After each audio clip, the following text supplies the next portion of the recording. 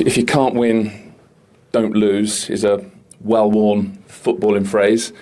Does it apply to Arsenal tonight? Well, we know that the margins are very small. I think we have two different halves. The first one where we have a lot of domination, created some big situation with players almost inside the 6-yard box to pick a player up, and we didn't find the right pass to score the goal. And the second half was a bit more struggle. We were very imprecise with the ball, which it didn't allow us to counter press and be very close to the structure. Obviously, they have a lot of midfielders. They start to drop everybody so they can put a lot of passes together outside the organization without really having anybody in the box, because I don't think we conceded a single shot, apart from the mistake that we did in the first half. But these games then need some magic moment. And at Anfield, so they did it and they won the game. And today it didn't happen, but you cannot win it, then you cannot lose it. You said before the match, you kind of knew how they would play from seeing their team. Did they do what you expected? Yeah. 2 years, or it would be. And so, of course, it's going to be tense, but in the context that Arsenal actually led by 2 points on Christmas Day. And moving on to the 27th, City actually went first that day. So Arsenal went into their game in second place, as Patrick was explaining there to Mikel Arteta. He didn't need reminding, actually. But from that point, to be behind and now to be leading 6 points, then surely that is something that Arsenal have to be very happy about, Roy. I'd be very pleased, and he spoke well there, the manager, a lot of common sense, yeah. Listen, of course, they've got big challenges, disappointed with the performance, I suppose, tonight, but a clean sheet, another point, and you're 6 points clear after 21 games. What a position to be in, absolutely fantastic, but you have to still believe Man City and Aston Villa will keep trying to hunt them down. It'll be interesting the next few weeks in terms of the transfer window. Will players, obviously, will clubs strengthen? We see what City were going to do. Will Arsenal strengthen? But at this moment in time, Arsenal, obviously, red-hot favourites to win that title. But might they see it as a missed opportunity, Daniel, as by the same token? No, I think they'll be pleased with the point. Of course, the first half performance, they would have thought that they could have scored there. But look, they're comfortable at the top of the league right now. They've been performing very well and beaten over the Christmas period. I mean, the manager will be very proud of his team. Considering, where they've come from and all that they've put into this season, he's got to be happy. Well done for maintaining your poise as Gary arrives dishevelled in a heap next to you. We're just hearing from Mikel Arteta, Gary, welcome back, on whether this was a missed opportunity or whether they should actually be really happy with where they are. 6 points clear, having been 2 points ahead at Christmas. I think both. I mean, I don't think he'll let that performance go tonight without thinking it's disappointing that his team haven't turned up. It's such a big game where the crowd were ready. It wasn't a celebration night where they were going to win the league, but it felt like a big monumental moment where they could go and get that 8 points clear, statement victory, everybody watching. But brilliant what Liverpool did in the second half. It's very difficult to actually turn a performance around when you're so defensively minded like they were, to go and then flip it into a dominating possession-based performance in the second half. That was the big surprise, and I think it shocked Arsenal. That's right, but that took the steam out of Arsenal, didn't it? It's not as if they were counter-attacking them. They were just looking after the ball and took the sting out of the game, extra bodies in midfield. OK, there's no cutting edge going forward, but they controlled the game in the midfield area, and Arsenal kind of know what to do. It was a case of moments, wasn't it, Daniel? Mikel Arteta referred to it. To be in, those are the types of balls you want. And they didn't show, what it takes, sometimes to go and win that game. They did it against City here as well in September when they conceded the first goal, and they were losing confidence. But I remember, I don't know, guys, we won titles, and we all know that winning the Premier League is very difficult, and sometimes, you get points after points, It's a long way to go. So today, I think, at the end of the season, that could be a very good point.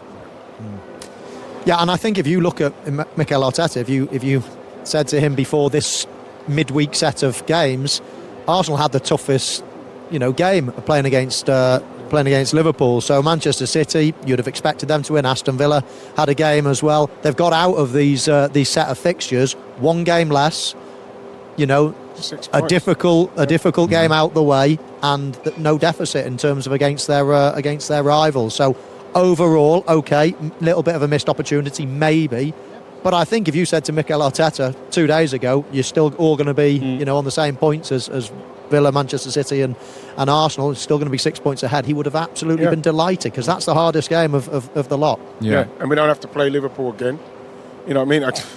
The way I see it, obviously, from an Arsenal point of view and an Arsenal fan point of view, I don't like to see Bukayo Saka being taken off. As much as, Noni Madueke came on and done well, I like to see Saka a match stay on. If you're going to bring Madueke, bring him on for someone else, because I just want the best players on to give us the best possible chance in the end to maybe take that corner, whatever it is, what he can do, Saka, to be on the pitch to do that. So I know that he needs rest as well, but I'm always baffled to see a player of that calibre, that good, being taken off for someone else. I was very surprised with that. Manu?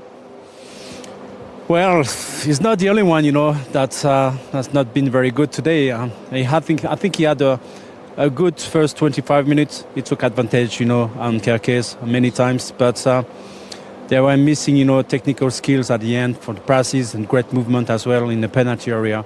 But he was not the only one. I think Odegaard as well had a very difficult game. Gyökeres as well. So there is so many players who have been frustrated today. But overall, Manu, before we let you go, 1 defeat in 18 Premier League games. That's what I'm saying. They're learning, they're gaining experience and belief all the time, aren't they? Of course, and I remember, I don't know if you remember him, but again, when we won the title in 1998, we had a game in winter, during winter, in the midweek. No, against Liverpool. Against Liverpool. We drew 0-0, and we were booed by the fans at the end. Yes. It was a terrible game. We were terrible. We didn't deserve to get... Even Wrighty was terrible, wasn't it? We all were terrible.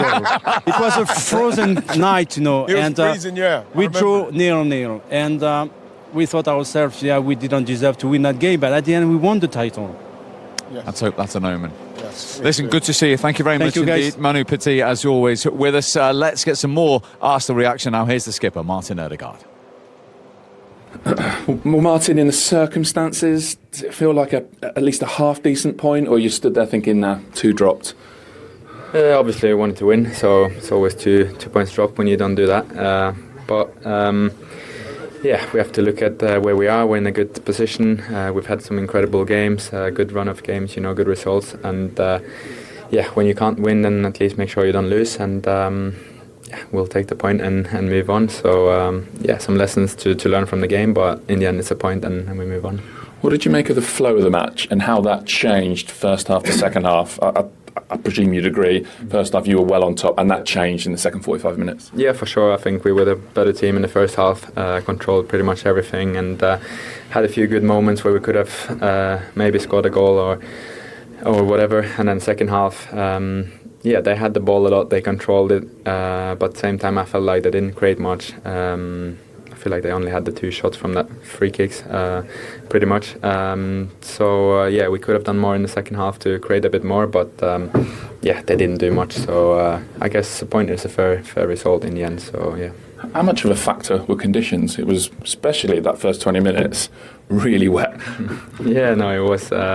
But that's football here in England. That happens sometimes, and it's a part of the game. And I don't think that affected the game at all, to be fair. Big picture, though, 6 points clear. Obviously, being negative, it could have been 8. But I mean, I've spoken to the manager. As you kicked off against Everton, you're actually second in the table. So if you take it as a few weeks or a month's worth of work, it's a good return.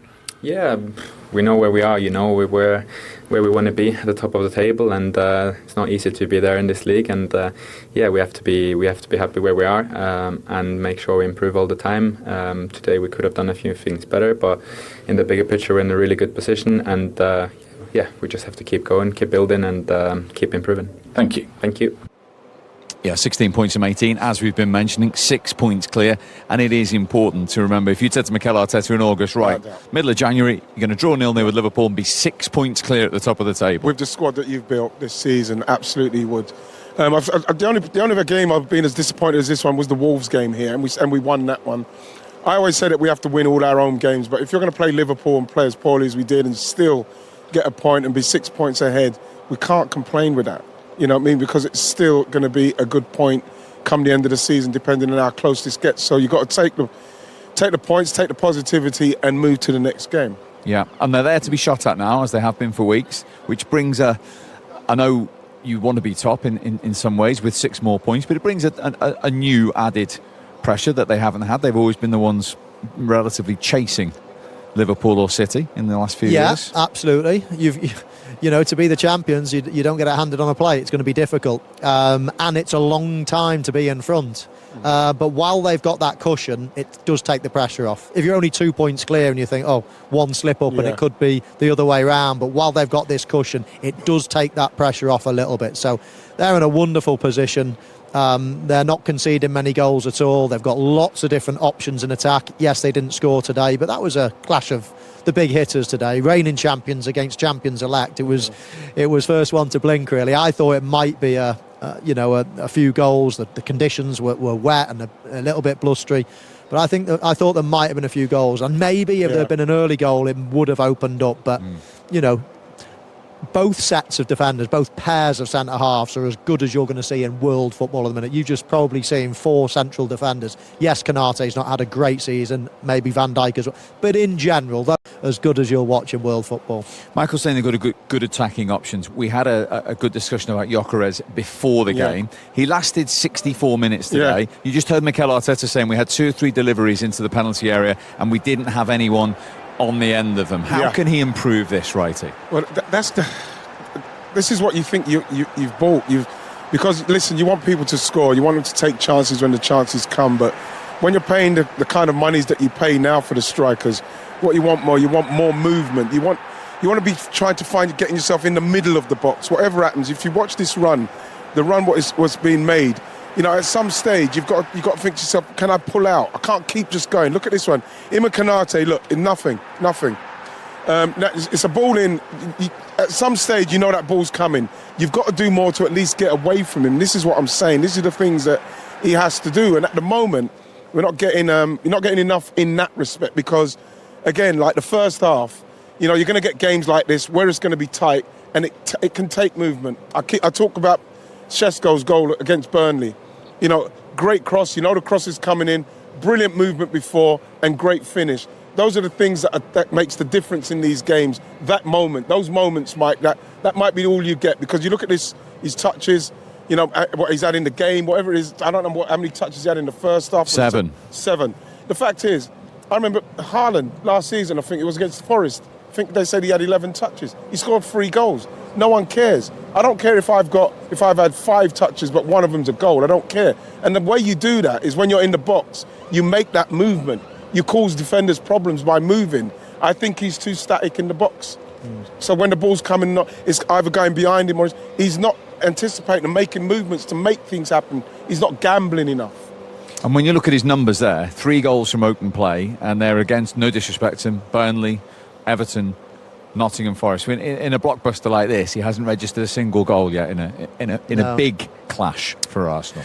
We were on the pitch about 4 or 5 minutes before kick-off and we were discussing him. I said then, the jury's out, and I still feel the same way at the moment. Listen, fortunately for Arsenal, they've got lots of other players that can, score goals. Because if they were really relying on him with those numbers, they wouldn't be top of the league. They wanted him to put the finishing touches on this team, and they're probably still searching for that person. You know, if the Champions League final was tomorrow night, I'm not sure he would start. They will continue and they will persist with him, of course, because they paid so much money. You want to give him all the chance in the world. And you know what? Against the Burnleys, against the Nottingham Forest, against the Everton, whoever it might be, he probably is going to score a lot of goals. He can finish. He will be in the box. But, you know, to win these games, you need a bit of class. You just need a bit of class, and I think that's where he lacks. You know what it is? It's in these games when you do have a game like this. Yes, we've been playing well coming into it. I was saying 2, maybe 3-0 today, just because of the way we've been playing. But when you do get a game like this, you do need somebody who's out of nothing say, oh, he's done nothing all game, but he's scored the winning goal. Because sometimes you get games like this, you don't get many touches, like I said, but you get that goal, you win it 1-0, and people say, yes, that's what we bought him for. But at the moment, we're still not quite seeing that. And hopefully, there's enough games coming in before the end of the season. Hopefully that will happen, because I think we're going to need to see something. There's a bit of a saying, isn't there? A flat track bully. I think he could be that type, you know. playing at home against lesser teams, he'll score your ones, your twos, maybe even the odd hat-trick or whatever. He'll take the penalties. At the end of the season, you'll look at it and probably think, do you know what? He's got into double figures, not a bad return. However, when you look closely at it, did he make a difference in the big games, the ones that you really need your big players? And sadly, so far, only half of the season gone, but sadly, so far, it's a no. And at the moment, as I say, the jury is definitely still out. But when you look at the options available on that graphic, that's helping at the moment, isn't it? Because, as I say, there isn't a sole reliance. Quite the opposite to Manchester City. What people are saying about City, actually, where if Erling Haaland goes 3 games without a goal, City aren't scoring, they aren't winning. Yeah, but we have got goals. And again, this is why I'm very surprised to see Saka coming off, because he's one of our main goal scorers. But, you know, Jesus is still coming back after a long injury. He looks very sharp. You got Kai Havertz is coming soon as well. We know Mikel Moreno can play out there, he can score. We know Trossard can score goals. We know Gabriel from the back can score. So we've got goals. Is that taking some of the heat off Gyökeres, do you think? Without a doubt, because if those guys weren't doing that, with the money that we've paid, there would be a lot more noise around him. And it's these moments where, like I say, if I was playing in this team, you know, coming from the league he's come from, all I'll be working on is my movement in the box. My first touch to make sure I link it, get it out there, get in the box and let them know when you get it. I know when you cut inside back onto your left foot, Bukayo, I'm going to be zooming across that first post. If you get to the line, I'm going to drop out and I'm going to make sure I come and attack it, because I know you're going to have to chip it up. I'm letting them know what I want. Martin Odegaard, if you're running through, I'm going to go to the left and then I'm going to cut across him, so you put it through and I go across him, so then I'm able to go into it and then have my shot. These are the things I'll be saying to them in training, because there's so much going on with Arsenal. They've got so much going on through the pitch. You deal with the area. That's what we're paying you to do. Anything that comes into and then around that area is your domain. So you own it. Own that domain and let them know, put that ball in for me, because I'm making the runs. At the moment, he's not. And let's flip it the other way. I think Wright is saying with some of his teammates and go on a goal-scoring run, then surely, with the goals coming from elsewhere, Arsenal will look formidable at the top of that table. Well, every other team is probably thanking the lucky stars that they haven't got a centre-forward that's scoring plenty of goals at the moment.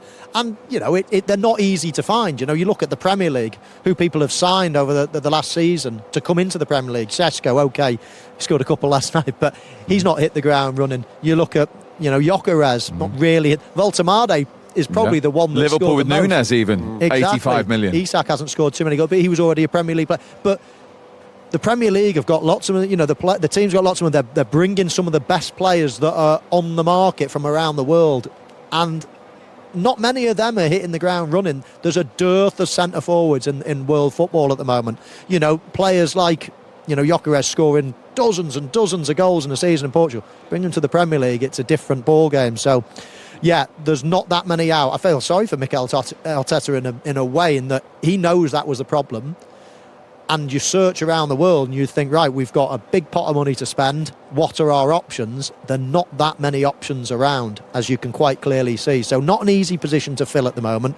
And as we all know, Arsenal are doing so well that it's probably being papered over the cracks at the minute. But the bottom line is, the jury is out. I'm not sure he's the long-term answer. You know, the thing is, even though, like, talking about Sesko, and I won't stop, because I was quite pleased to see the goal what he scored, the second goal especially. And the movement, because then you can do all those things that I said about getting the ball in the box, because now I know Dorgu, he knows I'm just witnessing because he's making movement. Just seeing him do that movement makes me, I feel a lot more confident in what he is capable of doing once the ball gets in the box, because I know